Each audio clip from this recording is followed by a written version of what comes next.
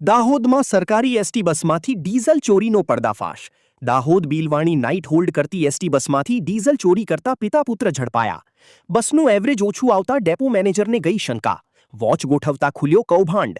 કારબા ખાતે પાઇપ વડે બસમાંથી ડીઝલ કાઢતા રંગે હાથ ઝડપાયા આરોપીઓ।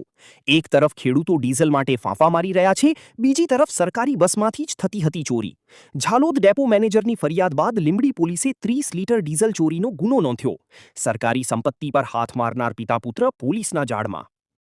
તારીખ 22/5/2026ના રોજ દાહોદ ડેપોની બીલવાણી નાઇટ બસમાં ડીઝલ ચોરીની શંકા જતાં અમે નાઇટમાં વોચ ગોઠવેલ।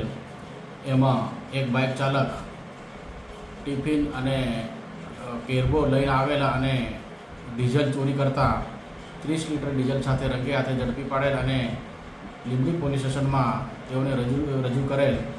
હાલમાં ચાલી રહેલ ડીઝલની અછતના ભાગરૂપે અમે સ્પેશિયલ ડ્રાઈવ ગોઠવેલો। એમાં આ ચોરી કરતા ઈસમને રંગે હાથે ઝડપી નિષ્ફળ બનાવેલ। NS મુનિયા technology Jhalod.